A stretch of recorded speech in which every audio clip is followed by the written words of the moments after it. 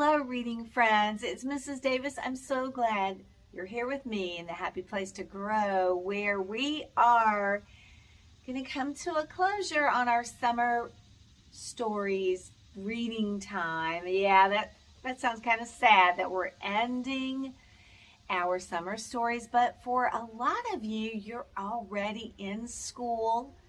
The school, now summer's not officially over, but you're officially in school. Have you started? Do you like your new teacher? I always love the first week of school. It's such a new and fresh start. But I couldn't pass up sharing with you one more story because it's still summer and it's still baseball season. Yeah, it's going to even go into October before it's totally closed up. And I wanted to share this really fun story called The Baseball Star. It's one of my favorites. And you know, summer and baseball, they go together like peanut butter and jelly. Have you ever played baseball or been to a game? They're really fun. They can kind of be long because in a typical game, there are 9 innings. 2 teams, one gets up to bat. When they get 3 outs, the next team gets up to bat, 3 outs, then it's a new inning. That can take a little bit of time depending on how the teams are doing. But one of the fun things about baseball games, I think, is definitely the food. You know, there's hot dogs, there's peanuts, Cracker Jack. Hey, that makes me think of a fun song that they usually do in the 7th inning. During the 7th inning stretch, people are really getting tired. They've been sitting a while. They need a break. Team players need a break. So they do some fun activities. They sing a song. It goes something like this. Take me out to the ball game. Take me out today. Oh, give me some peanuts and Cracker Jacks. I don't care if I ever get back, so let's root for the home team. If they don't win, it's a shame, 'cause it's 1, 2, 3 strikes, you're out at the old ball game. Well, I can't sing very well, but I love to sing that song at the ball game. Hey, this story called The Baseball Star is a very adventurous one. It takes place at night in a boy's bedroom, and the focus is a very bright star. I know you're excited to join me as we read this baseball tale. Find a cozy spot and let's get started. The Baseball Star. It all begins with a bright, shining star in the sky. It starts out with a question. Have you ever looked in the night sky and noticed that one star shines brighter than all the others? Have you noticed that?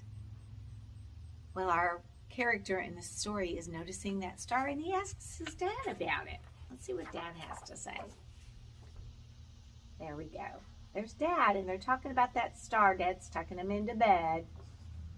Oh, I like story time with kids. From my bedroom window on certain nights, I can look out and see that star twinkling at me through the trees. That's a good view. One night, as my father tucked me in, I asked him why that star was so much brighter than the others. And this is what he said. You know how dads love to tell stories and moms. Well, let's find out how he explains this one. It's interesting for sure. It has to do with baseball. That's kind of different. Here's the team. Now, this story is being told by the dad, so it's his adventure, Dad's adventure. Not the boy's adventure, but the dad was a boy when he tells this story, or when he's telling the story about when he's a boy. These are the Andover All-Stars team, and Dad's on that team. A long time ago, when I was a boy just a little bit older than you, I loved to play baseball more than anything else in the world. I was captain of a team called the Andover All-Stars. There they are. We weren't very good at first. So every day we would practice and practice. They say practice makes permanent. That helped. Slowly but surely we began to beat every team. Wow, they did practice. That we played. As we won game after game, our crowds got larger and larger. We became the best team around. We had so much fun. We hoped this summer would never end. And then one day our coach got a letter in the mail. Dun, dun, dun. Yikes. Let's see what it says. So you think you're so good, huh?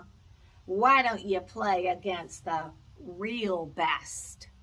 We'll play you anytime, any place. The loser has to give the winner all their bats, gloves, and balls. And look at this, skull and crossbones. Signed, Killer McGrew and the Mudville Bad Guys. Ooh, if I got a letter like that, I would be a little afraid. Would you feel the same? Sounds a little threatening. It's a challenge for sure. The team has to decide if they're going to play Killer McGrew and the Mudville Bad Guys. And it looks like they're up for the challenge from that picture. When the coach showed our team the letter, Bud jumped up and yelled, "Bring him on. We can beat anyone." Sparky beat his fist into his mitt and said, "We're not afraid. No one is going to take our gloves away." Even Tiny put down his candy bar. There's Tiny. Long enough to say, "Let's show them who's the best." Everyone's up for the challenge. You know, when you're on a team and you're all thinking alike, it's really helpful. Everyone looked at me, waiting for the final word. I held my bat up high and shouted, "Victory to the Andover All-Stars." So that's Dad when he was a boy. They're getting their courage on. They're getting their bravery on. They know they're good. They've never faced the Mudville Bad Guys. We scheduled the game for our home team. Now, they say if you get to play on your home team field, that you have what's called the home team advantage because you played there. So that's good. This is the scoreboard. What's it saying? 0-0. Here's the innings. 1, 2, 3, 4, 5, 6, 7, 8, 9. Okay, and then the final score, right?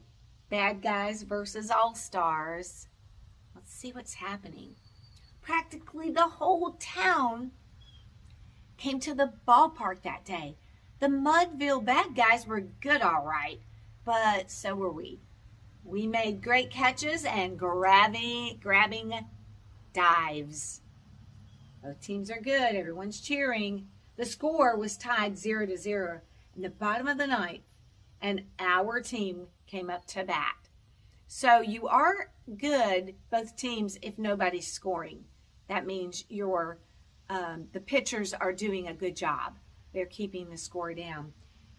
So Bad Guys have had their turn at the last inning, and they didn't score. So if the All-Stars make a hit and score first base, second base, third base, home plate, they're going to be the winners. Even if they only score 1 point, because this is the final inning.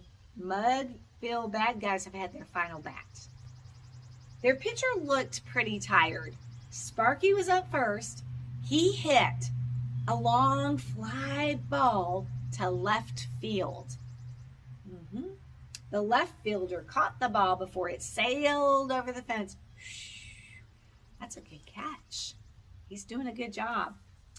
The shortstop, out one. Tiny hit a screaming line drive The shortstop dived to his left and grabbed the ball. 2 outs. Oh no, they only have, there's 3 outs in baseball. So the first, Sparky was at first, he did hit a good hit, but it was caught. So that's an out. And then Tiny was up, but the shortstop caught it and threw it to first base. Before Tiny got there, out 2. Now, who do you think's going to be up batting next? Did you say Dad? I think you're predicting very well. But before Dad gets up to bat, Killer McGrew is going to make a decision. Now it was my turn to hit. But before I could get onto the plate, their pitcher was taken out of the game. Remember, he was tired. And sometimes they have to have a replacement pitcher to come in and finish. It is hard to throw those balls. Time after time, player after player, the crowd buzzed, trying to figure out what was going on. What do you think? I don't know. There they are, buzzing. It's going to be interesting. Suddenly, a hush came over the ballpark. Out of the dugout came the meanest, ugliest, biggest, smelliest looking creature you ever laid eyes on. Dun, dun, dun. See these little marks coming out? We can't smell it, but we can tell he's smelly. Everybody's plugging their nose. I bet you he didn't take a shower for a couple days, wanting to be rough and tough. And there he is. I've got to show you that whole picture. Whoa. Creepy. Oh, boy. His hair was matted and dirty, as if he had never, ever washed it. He had more hair growing out of his ears and nose. And, boy, did he ever smell. Jeez. Take a shower. The stench was so bad that everyone in the ballpark moved 5 steps backwards. Boy, that is stinky. But he's going to the pitcher's mound. He's the replacement pitcher. Whoa, and look how big he is compared to Dad. He walked slowly to the pitcher's mound and looked toward the outfield. On the back of his uniform, for all to read, was the name Killer McGrew. Yikes, number 99. Everyone in the ballpark gasped. He turned around slowly and faced me as I stood at the plate. There's the announcer. Everyone, we have a pitching change. It's going to be Killer McGrew for the final inning. All right, batter up. There he is. He's looking a little nervous. And I got to tell you, I would too. His friends were there. They made a sign. They were cheering him on.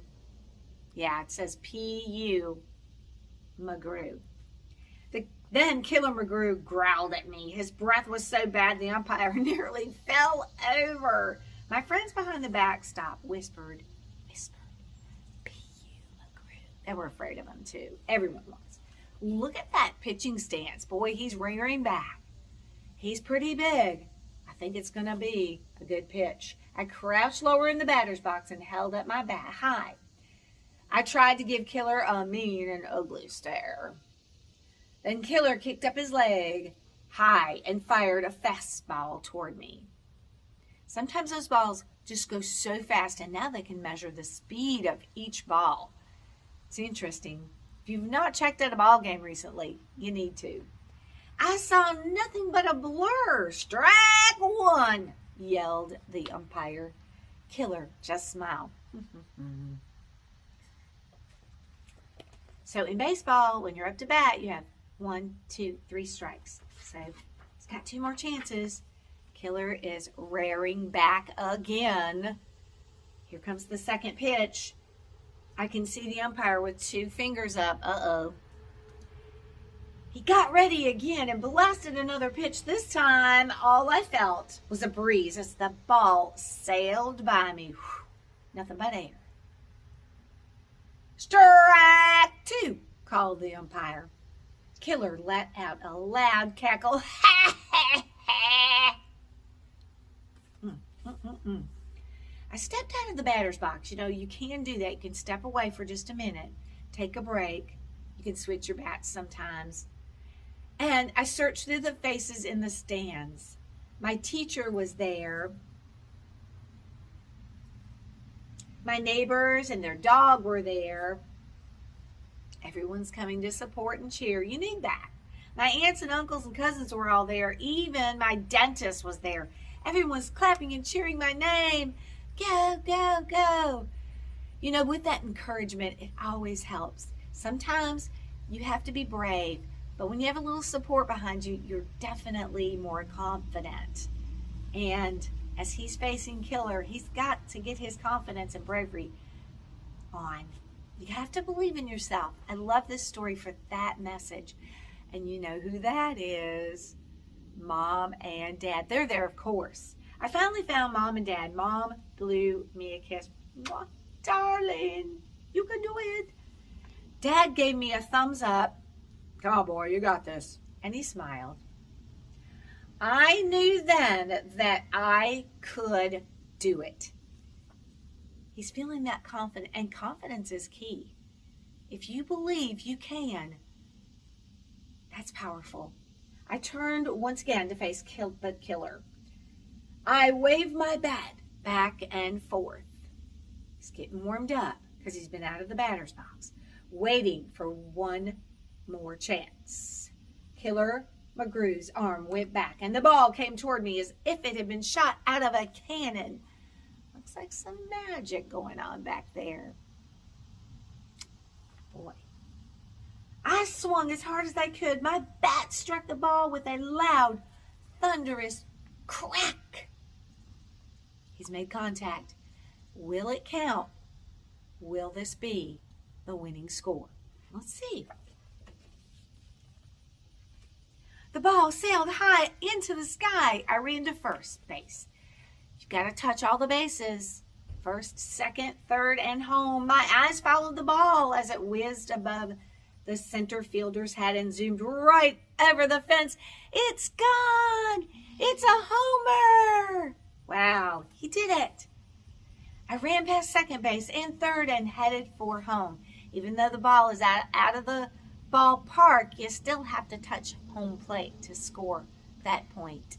Wow, my whole team was there to greet me as I stepped on home plate. Mom and Dad and all my friends were cheering. Yay! Woo! We had won the game. We had beaten the Mudville bad guys. We were the best. We're the best. Better than the rest. How do you think Killer McGrew and his team are going to take this loss? The story's not over. Let's find out. Suddenly, the entire ballpark became silent. Nobody moved. I looked around to see what was wrong. Tiny yelled, "Run!" Uh-oh. Something with Killer.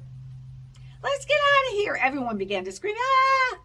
The ground began to shake. I turned around and there I saw Killer McGrew headed straight toward me.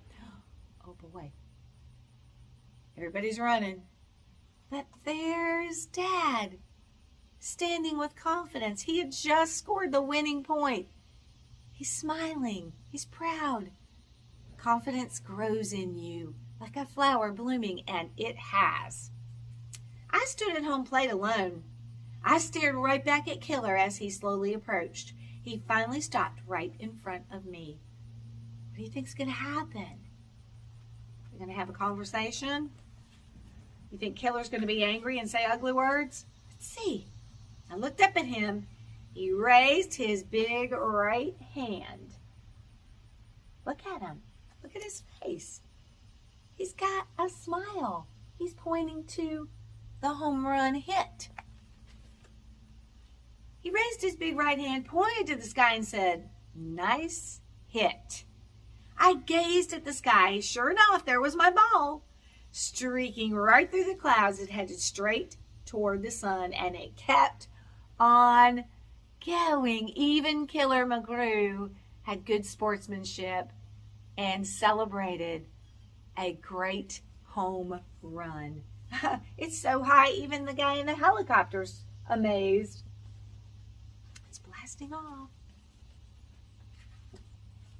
Now, let's return to the closure of Dad's story. They're back in the bedroom. The young boy's mind was thinking of that game. My father paused and looked out the window. That ball never came down. That bright star sun is my home run, still traveling in outer space. That's interesting. I love that. I looked at my father in amazement as he tucked me in and kissed me good night.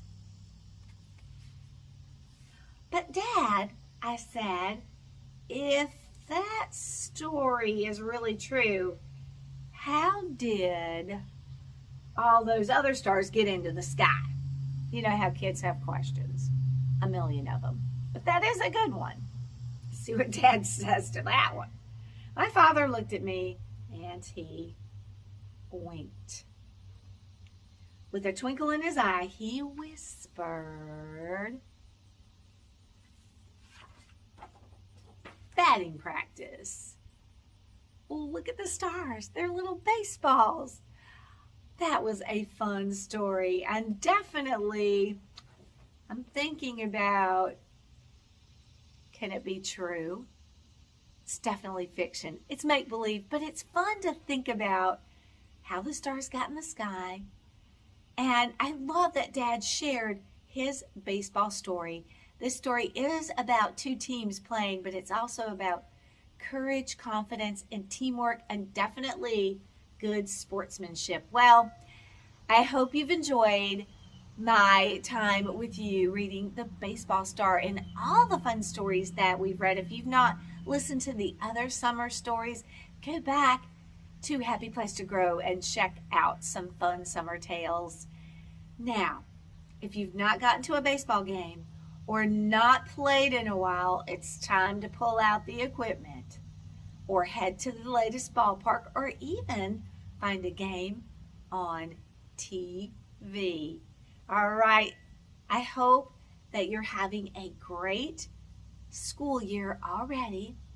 I will join you in a couple of weeks as we start again working on our reading skills. For older students, we're going to be working on phonics with our First in Phonics learning sessions. And for you younger students, pre-K students, I've got some phonemic awareness activities just for you. So be on the spy for more learning as our new 2024-25 school year gets started. And as always, keep playing, keep having confidence, and I'll see you real soon. Take me out to the ballpark. Hey, I'm in the mood for a hot dog and some peanuts. Until our next time, see you real soon.